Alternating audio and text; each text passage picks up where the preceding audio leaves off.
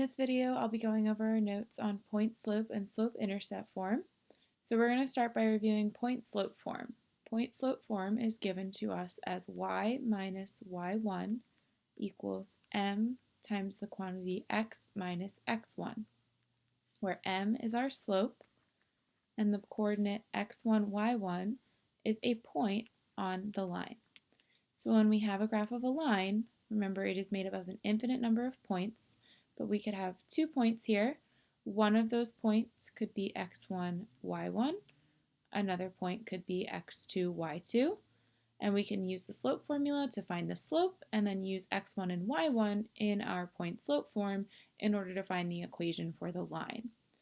Another form that we've reviewed is the slope-intercept form, which we know as y equals mx plus b. So this is a nicer form than point slope because you can very clearly see your slope, which is m, and then the b value is your y-intercept. So this is nice when you have a graph that's very clearly going through a y-intercept at a whole number.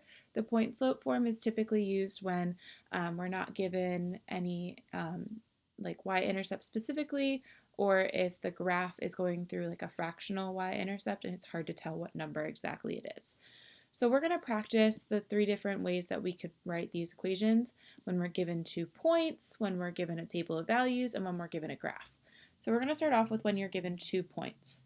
So we first want to calculate the slope, and that's our slope formula written here, m equals y2 minus y1 over x2 minus x1 that we've reviewed before. Then once you know your slope, you want to put it into point slope form, and that's our equation that we just wrote down above. And then we'll solve for y to put it into slope-intercept form, which would be helpful if we needed to graph it. So in the first question, it says write an equation in point slope form and slope-intercept form given these 2 points. So I've got my -1, 3, which is my x1, y1, and then my 1, 1, which is x2, y2. Remember, we labeled these because x1 and y1 are coming from the first set of coordinates, and x2, y2 are coming from the second set of coordinates. So we just have those different x and y values. So to find our slope, we're going to plug it into slope formula. We'll do y2 minus y1 over x2 minus x1. And when we have that double negative there, 1 minus -1, that's going to become 1 plus 1. So we have 1 minus 3, which is -2, over 1 plus 1, which is +2. And a negative divided by a positive is a negative, so -1 will be our slope. So now that we have our m value of -1, we already had our x1 and y1 value, we can plug these 2 values into our point slope form. So we're going to have y minus our y1, which was 3, equals m, which is -1, times the quantity x minus our x1, which was -1. So minus a negative means plus. So we are going to get x plus 1 in the grouping there. So this is my point slope form, and then I can solve this for y in order to put it into slope-intercept form. So to solve this, I'm going to first distribute over here, give that slope out to both the terms. So -1x minus 1, and then I'm going to add 3 to both sides, and that'll leave me with y on the left side, -1x, or just -x, and +2. And that's now in our y equals mx plus b form, and I can see that my slope is -1 and my y-intercept is +2. So if I needed to find any other points on my line, I'd be able to pick an x and try to plug it in to see what y value I would get out of there. Next up, we are going to write an equation again in point slope form and slope-intercept form given these points. If you'd like to pause the video and try it on your own first, feel free. So my slope here is going to be coming from my y2, which is 4, minus y1, which is 6, over x2, 3, minus my x1, which was 1. So we'll simplify and get -2 over 2, which is a slope of -1. So my m value is -1 here. I'm using my x1, y1 as the first coordinate pair. You could use the other coordinate pair. It does not matter when you plug it in.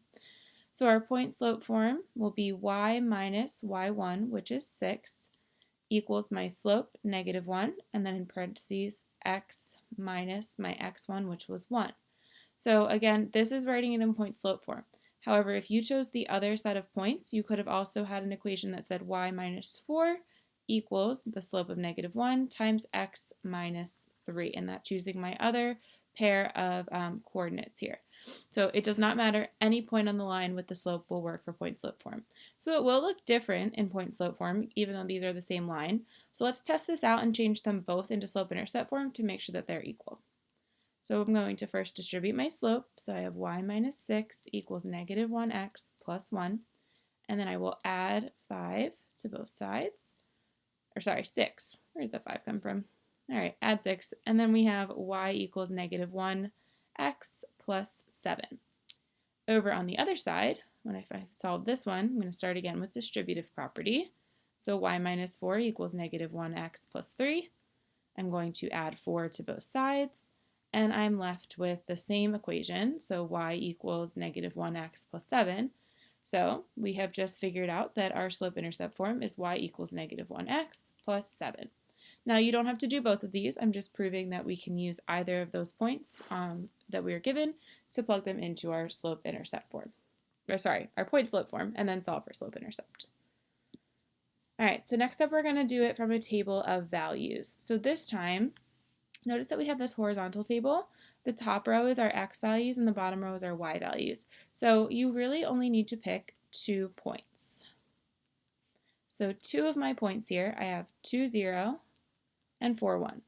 You could have picked any of the 2 points from this table, but that's how we can change them into those ordered pairs that we're used to seeing. So this is my x1 and my y1, my x2 and my y2. So my first step is going to be to find slope again, just like we did above. So my slope here is going to be our 1 minus 0 over 4 minus 2. So we'll be left with 1/2. Then we're going to plug it into point slope form. So y minus, and you can pick any point from this table. So why don't we pick this point just to plug that in?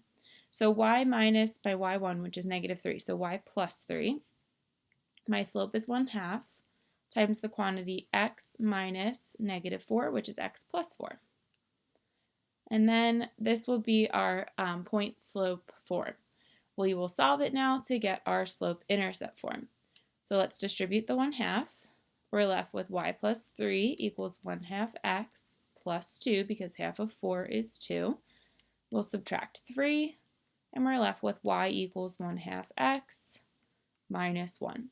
So now we can see our slope of 1/2 is showing up here, and we have a y-intercept at -1. All right, and last but not least, we are going to try this. If we were given a graph, what could we do to figure out the equation?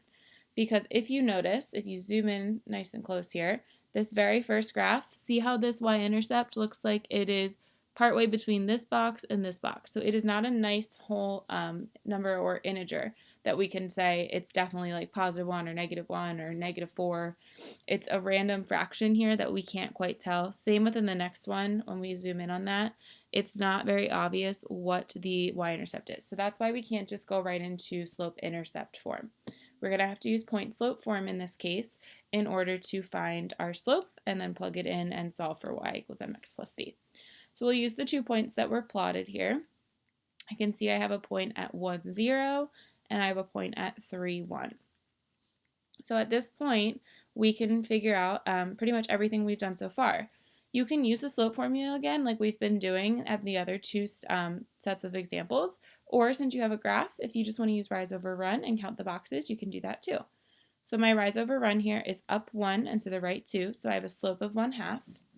And then you can pick any point on your graph. So we can use any of the ones that were already plotted, or if you want to find any other nice points that go through those intersections, then you can pick any other point that you want. I'm just going to use 1, 0. When I do that, now I have to put them into point slope form. So that'll be y minus my y1, which is 0, equals my slope of 1/2 times the quantity x minus my x1, which is 1. So that's my point slope form. I could write this a little neater and say y equals 1/2 times the quantity x minus 1, but either one would be accepted. Now we're going to solve for y to write it in slope-intercept. So all I really have left to do right now is just distribute here. So I'll be left with y equals 1/2 x minus 1/2, and that will be my slope-intercept form. So that means I have a slope of 1/2, which we had found of rise over run, and this is saying that my y-intercept should be about -1/2. So when I look on my graph, it does look like it's about halfway between 0 and -1, so that makes sense. In the last example, if you'd like to pause the video and try first, go ahead. Notice again here we have that fractional y-intercept, so we're going to use point slope form to try to solve for it. So I've got my -3, -1 point here, and I've also got 1, 0. These are my 2 points, so I'm going to try to identify slope between them. I'm just going to use rise over run again. You can use slope formula if you prefer. I am rising 1 and running 4 to the right, so I have a slope of 1/4. I'm going to identify a point on the graph, and I'll choose 1, 0, because if it has a 0, it's going to make our lives a little easier when we get to the point slope form. I'm going to plug it into point slope form, so y minus my y value of 0 is equal to m, which is our slope, 1/4, times x minus our x value of 1. Now again, we could clean this up a little bit and just say this is y equals 1/4 times the quantity x minus 1, because the 0 really doesn't do anything. Either one is fine. Now we're going to go ahead and solve this for y in order to write it in slope-intercept form. So the only thing I have to do is just distribute that 1/4, so we'll be left with y equals 1/4 x minus 1/4. So again, if we look on our graph here, we can see we have a slope of 1/4. And when you look about where this is crossing the y-axis, it is just slightly below 0, and there's a lot more space until we get to -1. So at -1/4 seems like a pretty good estimation, and that's what we got when we solved it and looked at our b value in our slope-intercept form.